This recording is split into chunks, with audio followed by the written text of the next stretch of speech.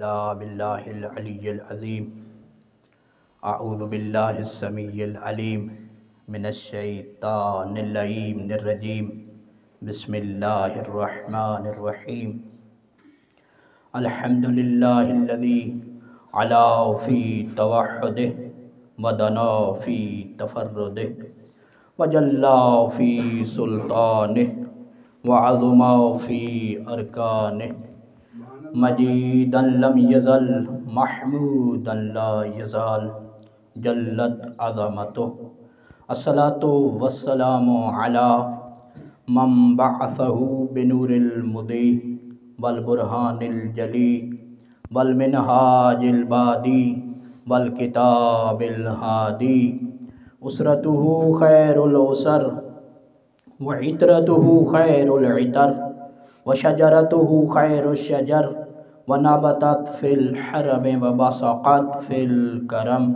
اغصانها معتدلہ وثمارها متہدلہ مولدہ بمکہ وہجرتہ بالطیبہ سیدنا و نبینا ابی الزہراء محمد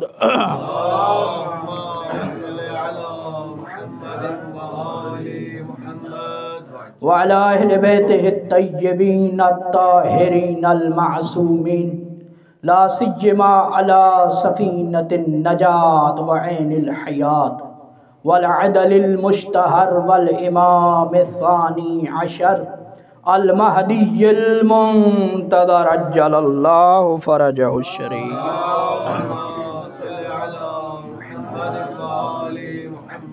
ولعنة الله على أعدائهم وقتلتهم وغاصبي حقوقهم ومنكري فضائلهم وعصمتهم وطهارتهم وشجاعتهم وعظمتهم وجلالتهم أجمعين أما بعد فقد قال الحكيم في كتابه المتين بسم الله الرحمن الرحيم المال والبنون زینت الحیات الدنیا مل کے صلوات بھیجی آل محمد کی ذات پہ اللہم صلی علی محمد وآل محمد. سب سے پہلے دعا ہے خالق لم یزل لا یزال آپ مومنین کا اس مقدس مقام پہ چل کے آیا اپنی عبادت میں شمار فرمائے. دعا ہے اللہ رب العزت اس مجلس اعضاء کے بانیین اس مؤسسہ کے بانی اور اراکین کے مرحومین کے درجات بلند فرمائے. دعا ہے اللہ رب العزت آخری سانسوں تک عقید حق پہ استقامت عطا فرمائے. موت کی آخری ہچکی ہو زباں پہ ورد علی ولی اللہ جاری فرمائے. قبر کی پہلی رات ہو زیارت امیر نصیب فرمائے. قیامت کی صبح ہو شفاعت شبیر نصیب فرمائے. دعا ہے اللہ رب العزت یوسف زہرا منتقم خون حسین کے ظہور میں تعجیل فرمائے. اپنی اپنی دعاؤں کو قبولیت تک پہنچائیں. اپنے لبوں پہ درود کو سجائیں. مل کے باواز بلند صلوات پڑھیں.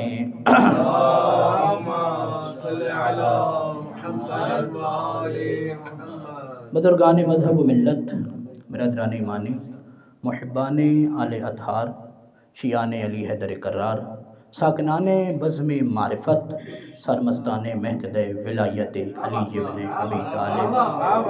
سب سے پہلے حمد ہے اس لم یزل کے لیے کہ جس کریم خالق نے ہمارے دلوں کی زمین کو ولایت علی کی بارشوں سے بنجر نہیں ہونے دیا. لاکھوں کروڑوں درود و سلام ہوں اور لاکھوں کروڑوں حمد ہیں اس لم یزل کے لیے کہ جس خالق نے ہمارے دلوں پہ محمد، ہماری دھڑکنوں پہ علی، ہمارے سینوں پہ حسین اور ہمارے بازوؤں پہ عباس لکھ دیا. لاکھوں کروڑوں درود و سلام ہوں ان ہستیوں پہ کہ جنہوں نے قبلہ وحشی کو دیکھا تو اسے انسان بنایا، انسان کو دیکھا تو اسے مسلمان بنایا، مسلمان کو دیکھا تو اسے صاحب ایمان بنایا، صاحب ایمان کو دیکھا تو اسے حضرت سلمان بنایا.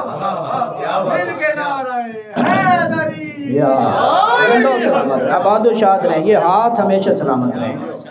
کہ جن کے دروازے پہ بیداد بھی آیا قبلہ تو اسے مقداد بنا دیا، بے ذر کو دیکھا اسے ابو ذر بنا دیا، جن کے دروازے پہ اگر عاصی بھی چل کے آیا اسے حر بنا دیا۔ سلامت ہے، آباد و شاد رہے۔ مل کے درود بھیجیے آل محمد کی ذات پہ۔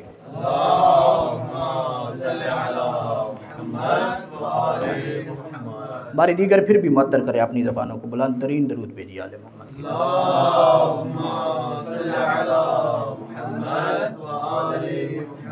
زیادہ دیر مزاحم نہیں ہوں گا، بس چند گزارشات اور زحمات تمام آپ کی۔ میں نے سرنامہ کلام میں جس آیہ وافی ہدایہ کو کہ ایک حصے کو سرنامہ کلام میں تلاوت کرنے کا شرف حاصل کیا ہے، یہ سورہ مبارکہ سورہ الکہف کی آیت کا ایک حصہ ہے اور آیت کا نشان نمبر ہے 16۔ ارشاد رب العزت ہو رہا ہے، بسم اللہ الرحمن الرحیم، المال والبنون زینت الحیات الدنیا۔ قبلہ علماء کا مجمع ہے، بیٹی رحمت ہوتی ہے، بیٹا نعمت ہوتا ہے۔ رحمت کے بارے میں سوال کوئی نہیں ہوگا، نعمت کے بارے میں سوال ہوگا۔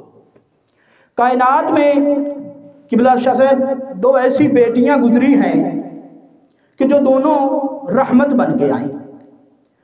ایک ماں ہے، دوسری بیٹی ہے۔ توجہ ہے کہ نہیں؟ گھبرا تو نہیں گئے؟ تھوڑا تھوڑا میرے ساتھ بولتے رہیں گے تو مجھے تسلی رہے گی کہ آپ جو ہے وہ توجہ کے ساتھ سماعت فرما رہے ہیں۔ مل کے درود بھیجیے آل محمد کی ذات پہ۔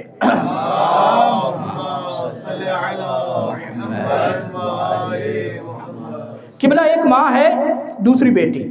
جو ماں ہے وہ رحمت للعالمین کے لیے رحمت بن کے آئی، جو بیٹی ہے وہ نعمت کے لیے رحمت بن کے آئی ہے۔ تو جملہ آ گیا ہے، جملہ آپ کی پاک سماعتوں کو ہدیہ کرنے جا رہا ہوں۔ تو نبی رحمت بن کے آئے، علی نعمت ہے۔ قبلہ میں نے کہا رحمت پہ سوال نہیں ہوگا، نعمت پہ سوال ہوگا۔ ارے سوال نبی پہ نہیں ہوگا، سوال تو علی کے بارے میں ہوگا۔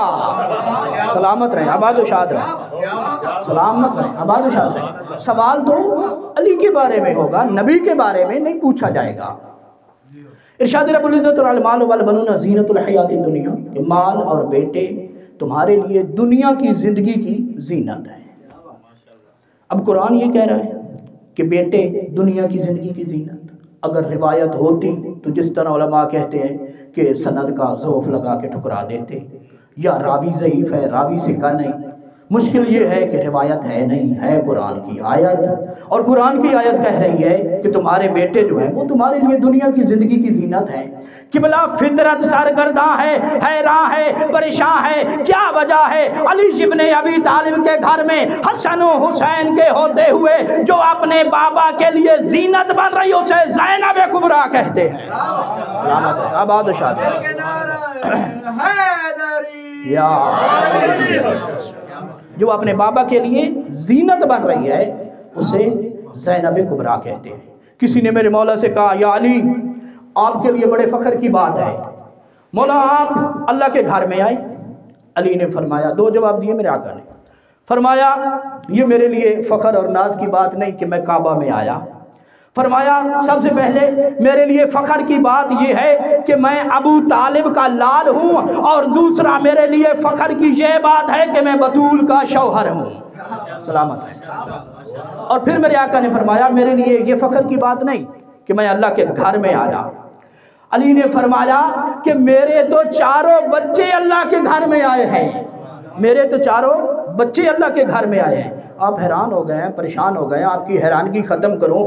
قبلہ علی کے گھر کا جو آنگن اور صحن تھا اسے مسجد نبوی کہتے ہیں، اسے مسجد نبوی کہتے ہیں۔ علی کی حویلی کا دروازہ تو کھلتا بھی صحن توحید کی طرف تھا۔ توجہ ہے کہ نہیں؟ گھبرا تو نہیں گئے؟ اور اسی کلیبر کا جملہ ایک دفعہ کسی نے سلمان محمدی سے پوچھ لیا کہ اے سلمان محمدی ما ہے یا سدرۃ المنتہا، بتا تو صحیح سدرۃ المنتہا کیا ہے؟ فاشار الی بیت فاطمہ و علی، سلمان محمدی نے زہرا کے گھر کی طرف اشارہ کر کے کہا واللہ ھذہ سدرۃ المنتہا، مجھے اس ذات کی قسم جس کے قبضہ قدرت میں سلمان محمدی کی جان ہے، یہ سدرۃ المنتہا ہے۔ کہنے لگا سلمان ہمیں بے وقوف سمجھتا ہے، یہ تو علی و بطول کا گھر ہے، ہاں سدرۃ المنتہا تو آسمان پہ ہے۔ سلمان مسکرا کے فرماتے اپنی اپنی معرفت کی بات ہے وہ بھی سدرۃ المنتہا ہے، یہ بھی سدرۃ المنتہا، ہاں فرق صرف اتنا ہے وہاں پہ بھی جبرائیل رک جاتا تھا، توجہ جملہ آپ کی پاک سماعتوں کو ہدیہ کر رہا ہوں، وہاں پہ بھی جبرائیل رک جاتا تھا، یہاں پہ بھی جبرائیل رک جاتا ہے، فرق صرف اتنا ہے وہاں پہ پار جلتے تھے، یہاں پہ پار ملتے ہیں۔ سلامت رہے آباد و شاد۔ صاحب سے بتائیں جتنا میں نے زور لگا کے جملہ دیا ہے اس قدر آپ نے بلند آواز کے ساتھ نعرہ لگایا ہے۔ بو ذر مزاج بن کر، کمبر طبیعت بن کے، سلمان نیت بن کے، بہلول شریعت بن کے، پوری قوت ایمانی کے ساتھ دونوں ہاتھ بلند کر کے نعرہ حیدری زندہ سلام، زندہ سلام، آباد و شاد۔ علی نے فرمایا کہ میرے تو چاروں بچے بھی اللہ کے گھر میں آئے، بیٹی رحمت۔ آئیے پھر قرآن کی طرف چلتے ہیں، سورہ آل عمران ہے، اور قرآن نے مفصلاً جو ذکر کیا ہے وہ اسلام سے پہلے کسی بیٹی کا ذکر نہیں کیا، فقط اشارہ کیا ہے ظل وجہہ مسودہ، کہ جب بھی کسی کے یہاں بیٹی کی ولادت ہوتی اس کا چہرہ شرمندگی کے ساتھ سیاہ ہو جاتا، گھر سے باہر نہ نکلتا، شرم کے مارے گھر میں ہی رہتا۔ اور پھر قبلہ اسلام کے بعد ایک بیٹی کا ذکر، وہ بھی اشارہ کیا، فرمایا بسم اللہ الرحمن الرحیم انا اعطیناک الکوثر فصل لربک وانحر، اے میرا حبیب ہم نے تجھے زہرا عطا کی، یہ اتنی بڑی نعمت ہے، اس کے شکرانے میں نماز بھی پڑھ اور اللہ کی قربانی بھی کر۔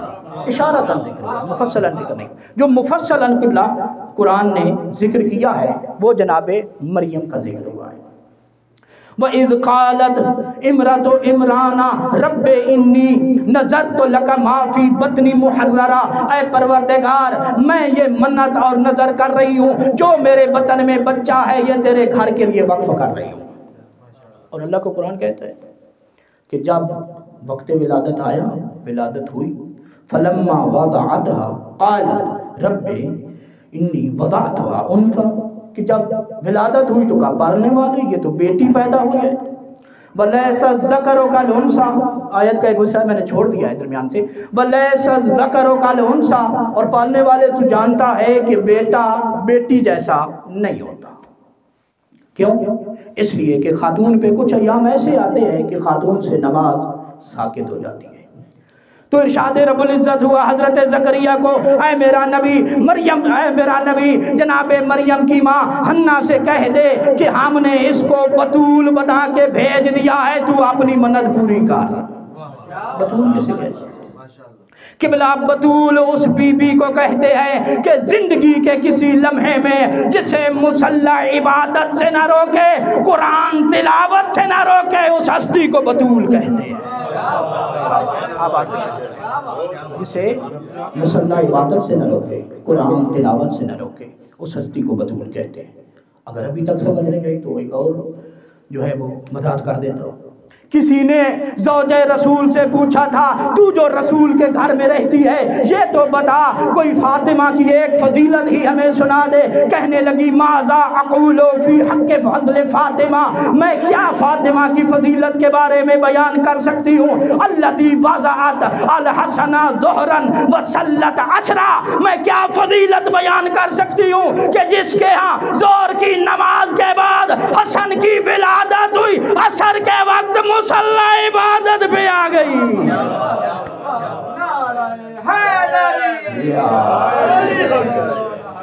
اسے بطول کہتے ہیں۔ اے حنا کی ماں مریم، اے مریم کی ماں حنا ہم نے اسے بطول بنا کے بھیجا ہے، تو اپنی منت پوری کر۔ تو آگے پھر ارشاد ہو رہا ہے وَإِنِّي سَمَّيْتُهَا مریم، جناب مریم کی ماں نے کہا پروردگار میں نے اس کا نام مریم رکھا ہے۔ عرض کروں گا پروردگار، مل کے درود بھیجیں آل محمد کی ذات پہ۔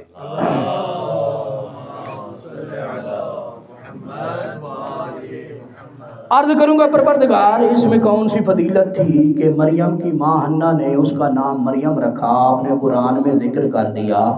پروردگار دنیا کا تو یہی وتیرہ ہے، دنیا کی فطرت یہی ہے، نام تو ماں باپ رکھتے ہیں اپنی اولاد کا، پالنے والے۔ ہمیں تو سمجھ نہیں آئی کہ قرآن میں اس چیز کو ذکر کرنے کا کیا فائدہ۔ تو فعل الحکیم لا یخلو عن الحکمہ، آواز قدرت آئے گی تو سمجھا ہی نہیں۔ یہ اشارہ ہو رہا ہے ایک آنے والی معظمہ بی بی کی طرف۔ جب شہزادی اس دنیا پہ آئی، فاطمہ زہرا نے اپنے ہاتھوں کا رحل بنایا، اس بی بی کو اپنے ہاتھوں پہ سجایا اور کہا اے ابوالحسن اس بیٹی کا نام کیا رکھا ہے؟ تو میرے آقا نے کہا زہرا میں رسول سے سبقت نہیں کر سکتا، توجہات چاہوں گا میں علی کعبہ میں آئے نام اللہ نے رکھا، فاطمہ زہرا 20 جمادی ثانی کو پیغمبر کی گود میں آئی نام اللہ نے رکھا، حسن و حسین دنیا پہ آئے نام اللہ نے رکھا۔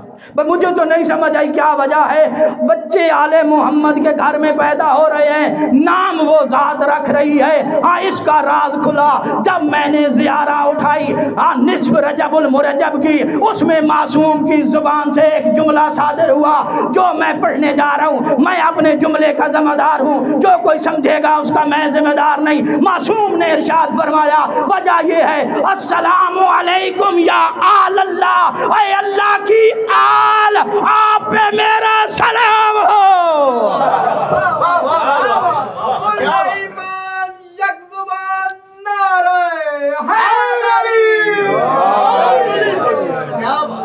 میں نے جو پڑھا ہے میں اس کا ذمہ دار، جو کوئی سمجھے میں اس کا ذمہ دار۔ السلام علیکم یا آل اللہ، اے اللہ کی آل آپ پہ ہمارا سلام ہو۔ بچے ان کے گھر میں آتے ہیں، نام وہ ذات رکھتی ہے، تو بیٹی رحمت، بیٹا نعمت۔ اس شہزادی کے کچھ القاب ہیں چند ذکر کر کے آگے داماد تمام، جن میں سے ایک مشہور و معروف لقب عدیلۃ الحسین ہے۔ قبلہ عدیلۃ الحسین اس بی بی کو کہتے ہیں کہ جو فضائل اور کمالات میں حسین ابن علی کے برابر ہو، اس ہستی کو زینب کبریٰ کہتے ہیں۔ ایک مشہور سیدہ مل کر باواز بلند صلوات اللہ صلی علی محمد سلامت رہے، آباد و شاد رہے۔ میری تمنا سے زیادہ توجہ فرما رہے ہیں۔ ایک اور لقب ہے اس شہزادی کا، وہ ہے مجاہدہ۔ مجاہدہ کسے کہتے ہیں؟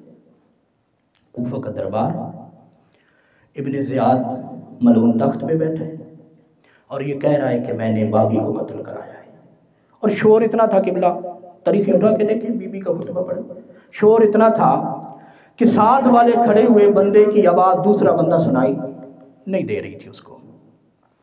میری آقا زادی نے جب سنا ہے اس کی زبان سے کہ یہ کہہ رہا تھا میں نے باغی کو قتل کرایا ہے، شہزادی نے کہا اس کو خاموش ہو جا، اور فقط یہ خاموش نہیں ہوا، تاریخیں اٹھا کے دیکھیں، سکنت الہوا وسکنت الفضا وسکنت الاجراس فی عنوق الابل۔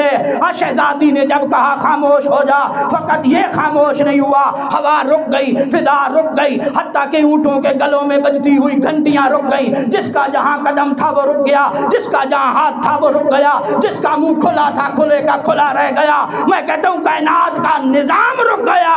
ہاں وجہ یہ تھی، اسی ایسے لگ رہا تھا اگلے لمحے جیسے بتوں میں کعبہ بول رہا ہو،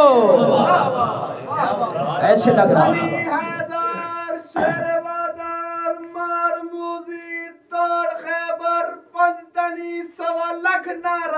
حیدری زندہ سلامت آباد و شاد۔ بی بی نے جب خطبہ ارشاد فرمایا، اگلے لمحے یوں لگ رہا تھا جیسے بتوں میں کعبہ بول رہا ہو۔ اور کیا وجہ ہے؟ شیخ مفید علیہ الرحمہ نے لکھا ہے کانت سلام اللہ علیہا فی ذالک الوقت نائبۃ عن الامام۔ وجہ یہ تھی، شیخ مفید فرماتے ہیں اس وقت یہ زینب کبریٰ خطبہ نہیں دے رہی تھی، امام کی نائبہ بن کے خطبہ دے رہی تھی۔ وَكَأَنَّ الْحُكْمَ صَادِرٌ عَنِ أُولِي الْأَمْرِ، اور گویا کہ حکم جو تھا وہ زینب سے صادر نہیں ہوا اس خود کا، گویا کہ اولی الامر سے صادر ہوا تھا۔ یہ ابن زیاد کا دربار۔ ایک جھلک یزید کے دربار میں جو شہزادی نے خطبہ دیا، جب بی بی شام کے دربار میں پہنچی ہے، یہ ملعون تخت پہ بیٹھا تھا، قرآن کی آیت بھی پڑھ رہا تھا اور ساتھ ساتھ قرآن کا انکار بھی کر رہا تھا، کہہ رہا تھا وَتُعِزُّ مَن تَشَاءُ وَتُذِلُّ مَن تَشَاءُ، اللہ جسے چاہتا ہے عزت دیتا ہے، جسے چاہتا ہے ذلیل کرتا ہے۔ توجہ ہے کہ نہیں قبلہ؟ اللہ جسے چاہتا ہے عزت دیتا ہے، جسے چاہتا ہے ذلیل کرتا ہے۔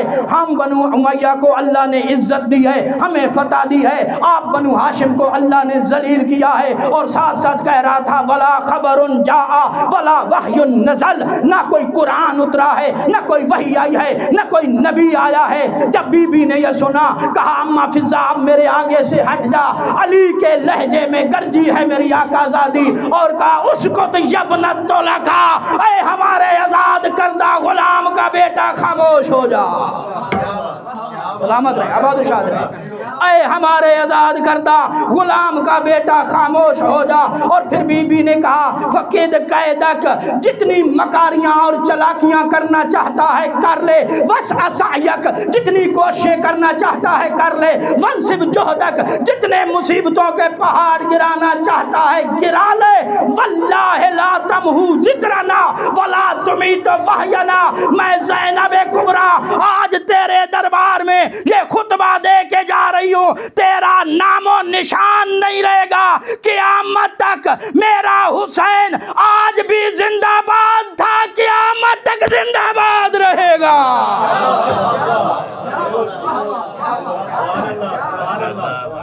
میرا حسین قیامت تک زندہ باد رہے گا، تیرا نام و نشان مٹ جائے گا۔ میرا حسین آج بھی زندہ باد ہے، قیامت تک زندہ باد رہے گا۔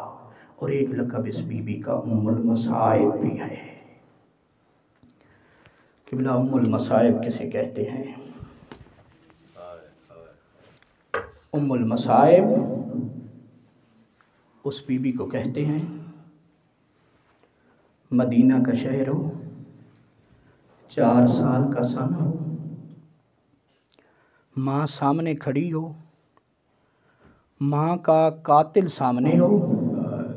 میں قرآن کی آیت پڑھوں، اللہ کا قرآن کہہ رہا ہے تبت یدا ابی لہب، اے ابو لہب تیرے ہاتھ ٹوٹ جائیں، تو نے میرے محمد کو تماچا مارا، اجرکم اللہ۔ قبلہ ام المصائب اس بی بی کو کہتے ہیں 4 سال کا سن ہو، ماں سامنے کھڑی ہو، ماں کا قاتل سامنے ہو، 1,24,000 پیغمبر کی غیرت پہ ہاتھ بلند کرے، تماچا مارا ہے اس نے، تناصر کرتہا، اور زہرا کے گوشوارے ٹوٹ کے زمین پہ گرے۔ بی بی کہتی ہے ظالم حیا کر، میری زینب دیکھ رہی ہے، اجرکم اللہ، اجرکم علی الزہرا۔ قبلہ ام المصائب اس بی بی کو کہتے ہیں کوفہ کا شہر ہو، 19 ماہ رمضان ہو، صبح کی نماز کا وقت ہو، جبرائیل اعلان کرے واللہ ان ہدمت ارکان الہدى قد قتل علی بن ابی طالب، امیر المؤمنین قتل ہو گئے۔ ایرانی عالم دین ہے، اپنی کتاب مرقات الایقان کے اندر لکھتے ہیں، کہتے ہیں جب جبرائیل کی یہ آواز آئی ہے نا، کوفہ میں جتنے مرد تھے سارے مسجد کوفہ کی طرف دوڑے ہیں، جتنی خواتین تھیں سب نے چادریں پہن کے مسجد کوفہ کی طرف دوڑی، علی کے گھر میں جتنے مرد تھے سارے مسجد کوفہ کی طرف دوڑے، جتنی خواتین تھیں سب نے پردہ کیا، مسجد کوفہ کی طرف دوڑ کے گئیں۔ ایرانی عالم دین کہتے ہیں اکیلی بچ گئی گھر میں زینب کبریٰ، اجرکم اللہ۔ 70 مرہ زینب بر در خانہ آمد و برگشت، یہ لکھتے ہیں ایک مرتبہ نہیں 70 مرتبہ علی کی بیٹی کمرے سے دوڑ کے مین دروازے پہ آتی، کچھ سوچتی پھر واپس چلی جاتی۔ ہاں کہتے ہیں مجھے سمجھ نہیں آئی، اور جب میں نے تھوڑا آگے پڑھا تو پھر میں نے دیکھا دروازے کو اللہ نے قوت گویائی عطا کی، دروازے نے بول کے کہا علی کی بیٹی بیٹی تیرے بابا کو جو ضرب لگی ہے باہر کیوں نہیں نکلتی؟ بی بی نے کہا دروازہ شاید تجھے پتا نہیں، ہم مدینہ کا شہر تھا، میری ماں کا جنازہ تھا، میں جنازے کے نیچے نکلی تھی، میرے بابا کو پتا چلا تھا، کہا حسن لال ماں کا میت رکھ دو اور پہلے بہن کو گھر پہنچا کے آؤ۔ اور دروازہ میرے بابا کو میرے بھائی نے کہا تھا بابا رات کا ٹائم ہے، زینب با پردہ ہے، علی نے کہا تھا ٹھیک ہے رات کا ٹائم ہے اور زینب با پردہ ہے، لیکن میں علی کی غیرت برداشت نہیں کرتی اور کسی غیر محرم کی نظر میری بیٹی کے قد پہ پڑ جائے۔ اور دروازہ اب رات نہیں ہے، اب تو 19 کا سورج طلوع ہو چکا، اور اگر میرے بابا کو پتا چلا زینب باہر آ گئی ہے اور میرا بابا مرنے سے پہلے مر جائے گا۔ اجرکم اللہ، اجرکم علی الزہرہ، اجرکم علی الزہرہ۔ قبلہ ام المصائب کسے کہتے ہیں؟ ہاں آخری روایت آپ کی زحمات تمام۔ جب خولی ملعون کو گرفتار کر کے لایا گیا نا مختار کے دربار میں، مختار نے پوچھا خولی بتا تو صحیح تو نے کربلا میں کون سا ظلم ڈھایا ہے؟ کہنے لگا مختار میں کہیں سفر پہ چلا گیا تھا، کہیں کام پہ چلا گیا تھا، مختار جب میں لوٹا تھا نا سب کچھ لٹ چکا تھا۔ اجرکم اللہ۔ مختار میں نے دیکھا ایک 4 سالہ بچی ہے، اس کے کانوں میں گوشوارے تھے، وہ جلتے ہوئے ایک خیمے کے ساتھ کھڑی تھی۔ کہتا ہے مختار میں آگے بڑھا، میں نے سوچا اور تو کچھ نہیں بچا، یہ گوشوارے ہی اتار لیتا ہوں۔ کہتا ہے میں نے ہاتھ بڑھایا، مجھ سے وہ گوشوارے نہ اترے گئے، سادات سے معافی مانگ کے جملہ کہنے جا رہا ہوں، مختار مجھ سے وہ گوشوارے نہ اترے، مختار میں نے ظلم کا ایسا ہاتھ لگایا صرف گوشوارے نہ اترے، معصومہ کے کان زخمی ہوئے، رو کے کہتی ہے چچا غازی اور تیرے جانے کی دیر تھی، میرے کان زخمی ہو گئے۔ اجرکم اللہ، اجرکم علی الزہرہ۔ خولی کہتا ہے مختار پھر میں نے دیکھا بیمار ایک بستر پہ سویا ہوا تھا، چمڑے کا بستر تھا، مختار میں نے سوچا اور تو کچھ نہیں ملا، یہ بستر ہی لوٹ لیتا ہوں۔ کہتا ہے مختار میں نے وہ بستر کھینچا، وہ وقت کا امام منہ کے بل زمین پہ گرا۔ اجرکم اللہ۔ آخری جملہ کہتا ہے مختار پھر میں نے دیکھا ایک معظمہ بی بی تھی، اس کے سر پہ ایک سرخ رنگ کی چادر تھی۔ اب تیرے چوتھے امام سے جب پوچھا گیا مولا زینب کی چادر سرخ رنگ کی کیسے ہو گئی؟ کہا پوچھنے والے مجھے نہ رلا، اور جب میرے بھائی علی اکبر کو برچھی لگی ہے نا، اکبر زین سے زمین پہ آئے اور میرے بابا کے پہنچنے سے پہلے خارجت زینب مع نسبت بنی ہاشم، علی کی بیٹی حسین سے پہلے اکبر کے لاشے پہ پہنچی اور خون کا فوارہ نکلا اور زینب کی چادر کا رنگ سرخ ہو گیا۔ اجرکم اللہ، اجرکم علی الزہرہ۔ کہتا ہے مختار میں نے اس چادر میں ہاتھ ڈالا، علی کی بیٹی اپنی طرف کھینچتی تھی، میں اپنی طرف کھینچتا تھا۔ کہتا ہے میں نے کہا علی کی بیٹی تجھے چادر بڑی پیاری ہے، چادر کیوں نہیں دیتی؟ کہتا ہے جب میں نے دیکھا نا علی کی بیٹی ہاتھ نہیں چھوڑ رہی، سادات سے معافی مانگ کے روایت کے جملے ہیں، کہتا ہے مختار میرے ہاتھ میں ایک خاردار تازیانہ تھا، میں نے وہ تازیانہ بلند کیا اور عالیہ کے چہرے پہ لگا، جلد پھٹی، خون کا فوارہ نکلا اور زینب کا ہاتھ چھوٹ گیا، میں چادر لوٹ کے لے گیا۔ اجرکم اللہ، اجرکم علی الزہرہ۔ مختار کہتا ہے ملعون اس وقت میری آقا زادی کوئی جملہ بھی کہتی تھی، کہتا ہے ہاں مختار علی کی بیٹی کہتی تھی کہتا اللہ یدیک و رجلیک، او اللہ تیرے ہاتھ پاؤں قطع کرے، اللہ تجھے آخرت کی آگ سے پہلے دنیا کی آگ میں جلائے۔ مختار نے کہا الحمدللہ، علی کی بیٹی کی یہ دعا میرے ہاتھوں پہ پوری ہو رہی ہے۔ مختار نے حکم دیا اس کے ہاتھ پاؤں کاٹ دو، آگ جلاؤ، اس کو آگ کے اندر ڈال دو۔ میں کہوں گا مختار اور لاکھ خولی جل جائے، علی کی بیٹی کے ایک بال کی قیمت نہیں